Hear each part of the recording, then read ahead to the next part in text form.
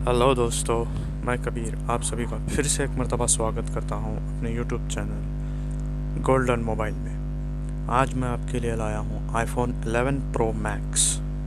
जैसे कि आपने देखा कि इस मोबाइल की ग्लास कुछ ज़्यादा ही टूटी हुई है, यानी हार्ड ब्रोकन वाला केस है, जिसे मैं कैसे आसानी से फ्रेम आउट करता हूं और फिर इसकी फ्रंट ग्लास भी चेंज करता हूं। दोस्तों, इस मोबाइल को फ्रंट ग्लास अलग से आती है और इसका टच पैड भी आता है। आईफोन में कुछ मॉडल हैं जिनके टच पैड होते हैं, जिनमें ये एक मॉडल है जिसमें आईफोन 11 भी है और 11 प्रो मैक्स भी। आईफोन में जैसे आईफोन 6, 7 जैसे बेसिक मॉडल जो होते हैं स्टार्टिंग वाले इसके, उस तरह से ना इसकी फ्रेम आउट हो सकती है और ना ही इसकी ग्लास निकाली जा सकती है और ना ही क्लीनिंग, क्योंकि इस मॉडल की डिस्प्ले सुपर एमोलेड होती है और प्लस इसके साथ में ये वाली डिस्प्ले पेपर डिस्प्ले होती है, यानी ये प्लास्टिक डिस्प्ले होती है। ये पूरी तरह से ग्लास निकालने के बाद में टेढ़ी मेढ़ी मुड़ती हुई। इस मॉडल को आप सेपरेटर पे 100 टेम्परेचर हीट रखते हुए बड़ी आसानी से फ्रेम आउट कर सकते हैं। हाँ, इसके लिए जो लिक्विड इस्तेमाल होता है वो 530 के सिवा कोई लिक्विड यूज़ मत कीजिए। वैसे डिस्प्ले सुपर एमोलेड है, कोई भी रेगुलर वाला डिस्प्ले जो फ्रेम आउट के लिए इस्तेमाल होता है वो अगर इस्तेमाल करेंगे तो कोई दिक्कत नहीं रहेगी।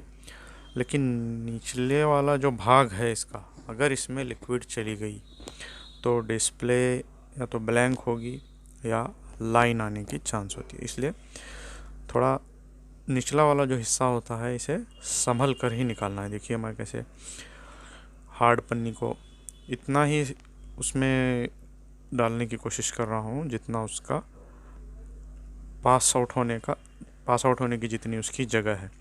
इससे ज़्यादा अगर आप पन्नी को ताकत से घुसेड़ेंगे, उसमें डालने की कोशिश करेंगे, तो या तो आपकी टच की कनेक्शन टूटेगी या फिर आपका डिस्प्ले की लेंस जो है वो बिगड़ जाएगी, जिसकी वजह से आपके डिस्प्ले में लाइन भी आ सकती है।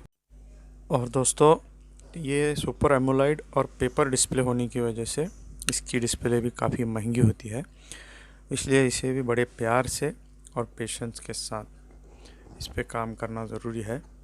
अगर इसमें जल्दबाजी करेंगे तो इसकी डिस्प्ले डेफिनेटली बिगड़ जाएगी। आप अगर हार्ड पन्नी के सिवा अगर किसी और चीज़ का इस्तेमाल करते हैं, जैसे ग्लू रिमूवर होता है या फिर आपका कैलिपर होता है या कोई स्टील की कोई टीन वाली कोई पतली पट्टी होती है, अगर उसका इस्तेमाल करेंगे तब भी ये निकल जाएगी। लेकिन इसके लिए आपको पूरा का पूरा जजमेंट होना चाहिए कि इसमें कितने प्रेशर से और कितने अंदर इसको डालकर घुमाना है।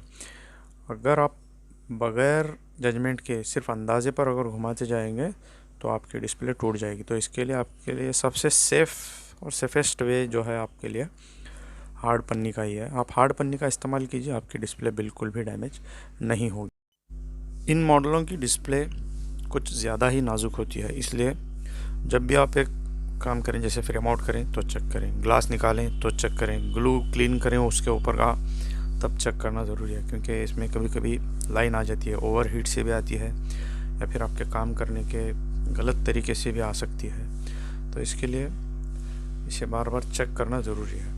देखिए, ग्लास निकालने का कोई दूसरा तरीका नहीं है। जैसे आप फ्लैट डिस्प्ले निकालते हैं, फ्लैट डिस्प्ले को बिल्कुल वैसे ही निकालना है बस, लेकिन धीरे धीरे।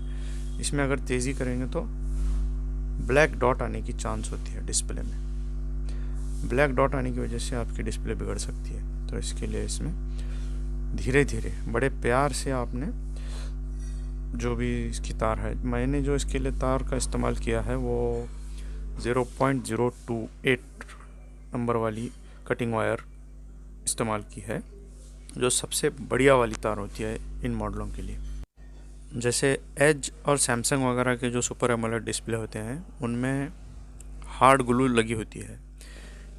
इस मॉडल में ग्लू नहीं होती, इसमें OCA से ही पंचिंग की होती है कंपनी ने भी, जो बड़ी आसानी से निकल सकता है। देखिए, खींचने के बाद जैसे आपकी TFT की जैसी OCA निकलती है, बिल्कुल वैसे ही निकल रही है ये भी।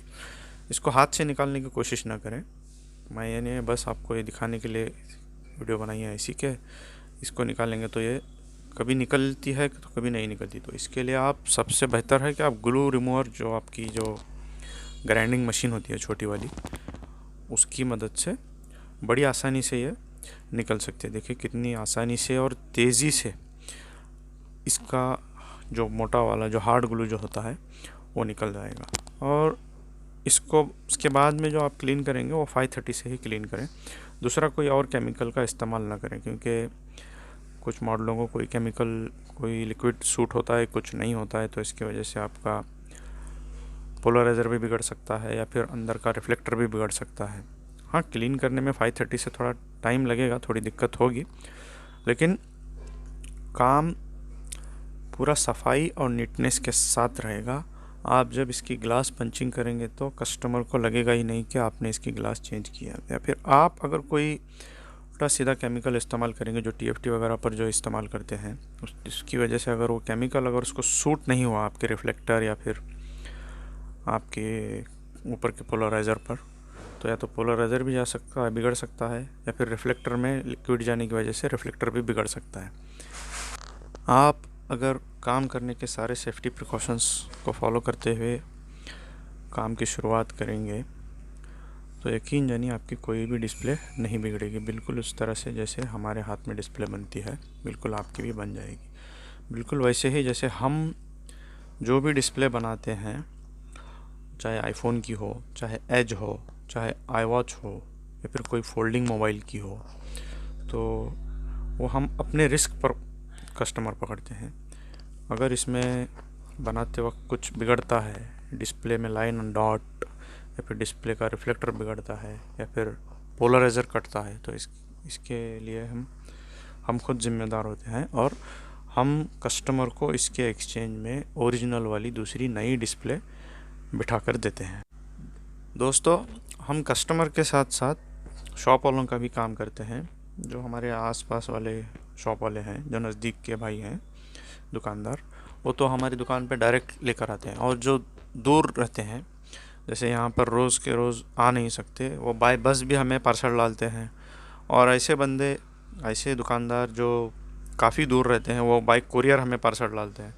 हम पार्सल लेकर पूरा बनाने के बाद में वापस कुरियर से रिटर्न कर देते हैं। जैसे हमारे पास पार्सल आता है, उसी दिन हम फिर दूसरे दिन सुबह, अगर बहुत काम हुआ हमें, तो दूसरे दिन सुबह डेफिनेट बनाते हैं। देखिए कैसे डिस्प्ले क्लीन करने के बाद में चेक हो रही है। इसके बाद में आप देखिए, इसमें पंचिंग की वीडियो थोड़ी मिस हो गई, इसकी वजह से अगली वीडियो में मैं पंचिंग की वीडियो भी डाल दूँगा। आप देखिए कैसे नीटनेस और क्लीननेस के साथ काम किया गया है। ठीक है दोस्तों, फिर मिलेंगे एक और नई वीडियो के साथ। Good bye.